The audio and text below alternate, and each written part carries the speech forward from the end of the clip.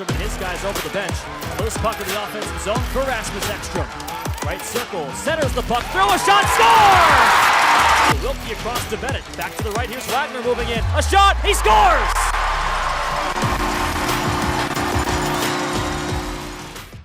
All right, first question I'm going to start with is, how did your love and passion for hockey begin? Growing up in upstate New York, Potsdam in particular, there were two collegiate hockey teams in the area, Clarkson University and St. Lawrence University. Some of my earliest memories were going to those games, and that's really what prompted me. And obviously just the passion for hockey in the area that led my parents to sign me up for the sport. And I played two other sports growing up, but just being competitive, I was drawn to it. And what were the other two sports you played? I played baseball and soccer. So soccer in the fall and baseball in the spring. Were you also a goalie in soccer? I was not. No, I was like midfielder. I couldn't figure out the angles of the bigger net. So. And how come with hockey you decided to be a goalie versus just a skater? I really don't know. People ask me this frequently. I always tell them that the position chose me. Yeah. My earliest memories are it was like a 3-on-3 league, and we'd rotate goalie. I was probably 6 years old, and it was my turn. I went in, and that's all I remember. I was goalie. From then on out, that was it. You got called up from the SPHL to here in the ECHL. What was that? Did you get a phone call? What was that like to just get the call that you're going to come to Rapid? Yeah, Dave Smith contacted my coach. An injury had occurred, so opportunity had opened up here. Just through talking with my coaches in the SP and with Dave, I thought it was a good situation to come into and get my toes wet in this league.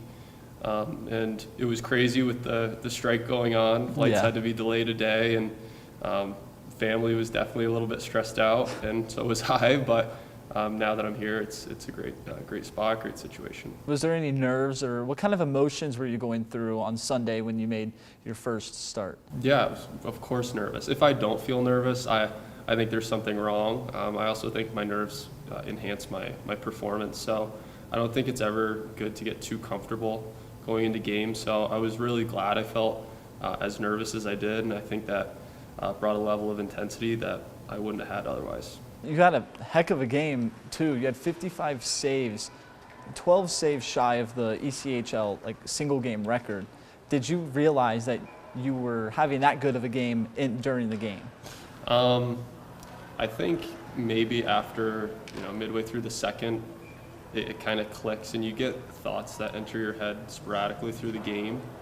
And I think halfway through the second period, I knew I was kind of in the zone, and I didn't want to let thoughts psych me out that, hey, I'm in the zone, let's keep it going. So I just tried to be where my feet are, focus on my breathing, and it was good that I saw so many shots, because that does limit the amount of thoughts that can go through your head too, so it helps a little bit. And you had a crazy save. The ECHL showed it as their top 3 saves of the week, but what was one of the saves that you had on Sunday that is your favorite? Yeah, I always am able to remember very simple saves a lot more. Honestly, yeah, that's one that I feel like I should have controlled the first shot better, and it shouldn't have even led to that second chance. But in the second period, I just saw 2 pucks so cleanly, tracked it all the way. It was just 2 simple blocker saves, and those are the ones that kind of stick in my head. How big of a game like you had on Sunday can go for your confidence? It's huge. Like you said, I definitely had nerves going into the first start, and with that comes doubt. And so just to know that I can play at this level, play at this league, and compete, it really helps my confidence. And at the end of the day, though, I can't get too high and thinking that one game is going to define my ECHL career. So it's important to just stay where my feet are and focus on my process right now. And how does the ECHL compare to the SPHL? Yeah, I think it's a little bit quicker. Some decisions are a little bit cleaner and passing, and I wouldn't say the speed and the shot speed is a ton different, but at the end of the day, I think IQ and overall just level of play and details is better. Was there something that you wanted to prove to yourself coming into this game? Honestly, I always want to compete. I love to compete, and that's why I think I'm still playing. I just love the game so much. I don't know if I have anything else to prove to myself, I guess. I don't want to have a toxic relationship with the game or be chasing some high that, is, unachievable. So, like, I know regardless of the result, I am trying to have the perspective that my identity is not hockey. I'm a person outside of hockey, and that really helps walk in with, a little bit of confidence, a little bit of swagger, knowing that regardless of the outcome, I don't need to prove anything. It's okay. And as a goalie, what is your pregame routine like? I love to be focused. I love the feeling of being focused, even when I'm at home, just my normal lifestyle, cooking dinner or washing dishes. Like, I love to be focused. So my pregame routine is very similar, just basic physical exercises and warm-ups. I'll do some juggling and some hand-eye stuff. And then my favorite is just relaxing and having fun playing sewer ball with the guys, just kicking the soccer ball around. And what would you do for recovery? This is an ongoing process for me. It's something, there's, in my opinion, not an exact science, especially with travel and lack of sleep, just ingrained in the ECHL schedule. So I just try my best to get to sleep, which is easier said than done, especially after a lot of adrenaline, and I think on Sunday, I felt even more adrenaline than normal, so it was really hard to get to sleep. So that is a tough question. I usually try to get in the sauna or the hot tub and just focus on my breathing, but it really doesn't work all the time. And then you said you like to be focused. Are there any superstitions that you have? I used to be very superstitious, but I've gotten rid of all of them. My motto kind of for this year is it's really not that deep. I try to be as structured as I can and have a plan and try to execute that plan as best as I can. But if things go awry and, unplanned, I want to be able to adapt to the situation and still be good. And what changed with that? What made you lose all those superstitions?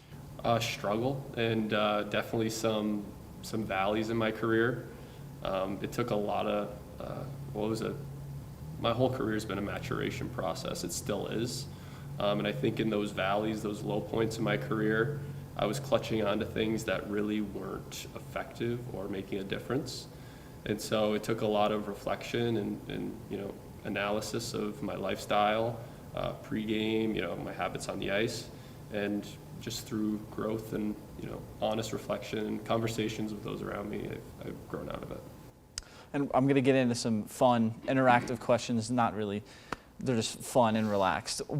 If you could choose the color of your pads, what color would they be? And you can't say red. Okay. And I have to play for Rapid City?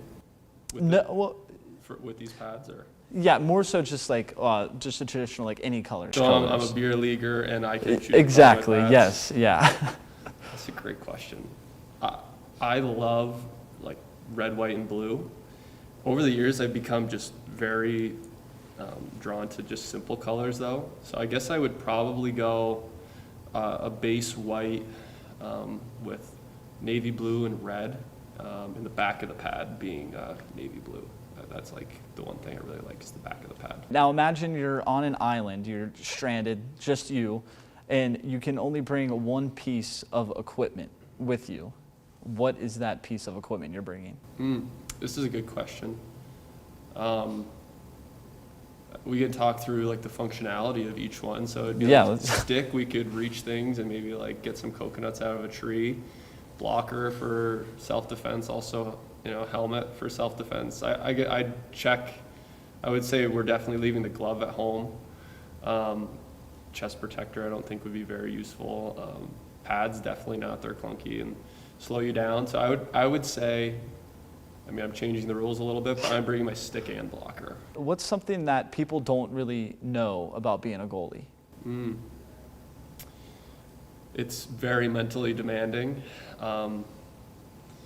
I'm so impressed by so many goalies who maybe aren't the flashiest or touted as being the best, but who have been so consistent over their careers and just like give you a sense of steadiness in the net to me, that's so impressive just because of the highs and lows that you can go through personally in a season, and also that your teams can go through in a season. And to see guys be able to just be consistent every single day, I think it's the coolest thing ever.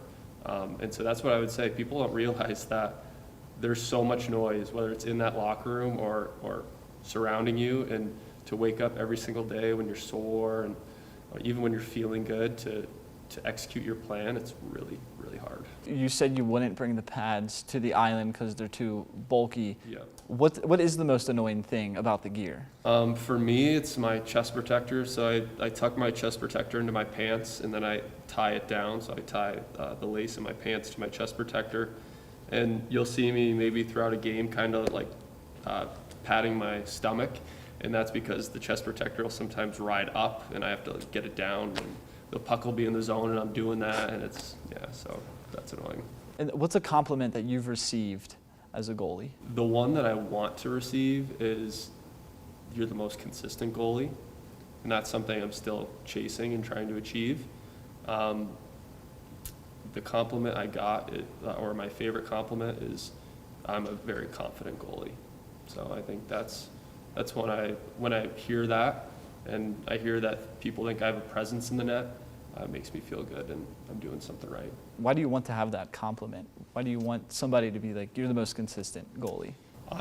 This is definitely something, recently that I'm becoming more aware of, but consistency in general, outside of hockey and in hockey, I think it's incredibly important. And I want to play for a while, and to play for a while, I need to be consistent. And so I think greatness in general is ordinary actions done with extraordinary consistency. So that's a quote that's kind of stuck with me recently that I want to really achieve.